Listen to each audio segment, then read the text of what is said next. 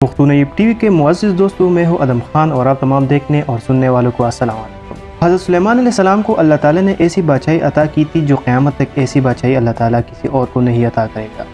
ان کی حکومت ایک انگوٹھے کی بدولت تھی جس پر اسم اعظم لکھا ہوا تھا۔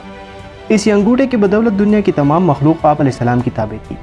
لیکن کیا آپ جانتے ہیں کہ حضرت سلیمان علیہ السلام کو یہ انگوٹھا دنیا کے کس شہر سے ملی تھی؟ اور یہ انگوٹھا ملتے ہی آپ علیہ السلام نے شکرانے کے طور پر کہاں سفر کیا تھا؟ اور یہ انگوٹھا قیامت کے نزدیک ہی کیوں ظاہر ہوگی؟ اور مکہ مکرمہ میں کون سا جانور قیامت کے نزدیک نکلے گا جو انسان سے باتیں کرے گا؟ اگر آپ اس قیمتی معلومات کو حاصل کرنا چاہتے ہیں تو اس ویڈیو کو مکمل ضرور دیکھیں۔ ایک دن حضرت سلیمان علیہ السلام کو بیت المقدس تعمیر کرنے کا حکم ہوا۔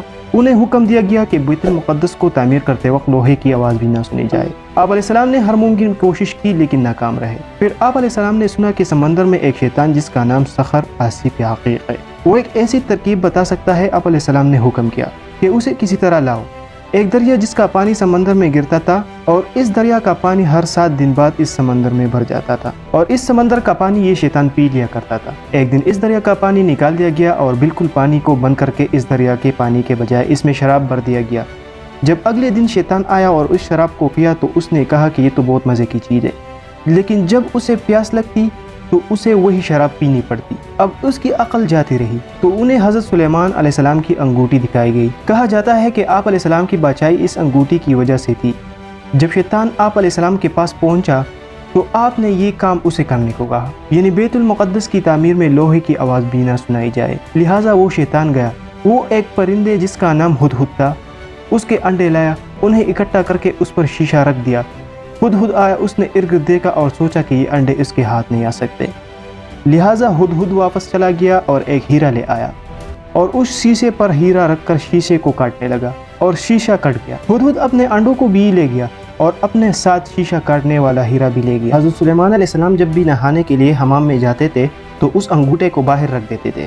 ایک دن سلیمان علیہ السلام حمام میں جانے والا تھا، اس شیطان کو وہ انگوٹھی سونپ دی تو شیطان نے وہ انگوٹھی خود پہنی، تو اس شیطان پر حضرت سلیمان علیہ السلام کا چہرہ ڈالا گیا اور آپ علیہ السلام کی تخت و تاج چھین لی گئی۔ سب چیزوں پر شیطان نے قبضہ کر لیا سوائے آپ علیہ السلام کی بیویوں کے۔ اب یہ شیطان بادشاہ بنتے ہی عجیب و غریب حکمیں جاری کرتا تھا جس سے درباریوں کو شک ہو گیا۔ اس دوران ایک قابل شخص نے اس شیطان سے پوچھا کہ اگر کسی شخص پر رات کو غسل واجب ہو جائے اور موسم ٹھنڈا ہو اور وہ سورج طلوع ہونے تک غسل نہ کرے تو کوئی حرج تو نہیں؟ تو شیطان نے کہا نہیں۔ 40 دن تک یہ شیطان حضرت سلیمان علیہ السلام کے تخت پر رہا۔ ایک دن حضرت سلیمان علیہ السلام سمندر کے کنارے بیٹھے ہوئے تھے تو انہوں نے ماہی گیروں کو دیکھا جو مچھلی پکڑ رہے تھے۔ آپ علیہ السلام کو بہت زیادہ بھوک لگی تھی تو آپ علیہ السلام نے ان ماہی گیروں سے ایک مچھلی مانگی اور انہیں اپنا نام بتایا۔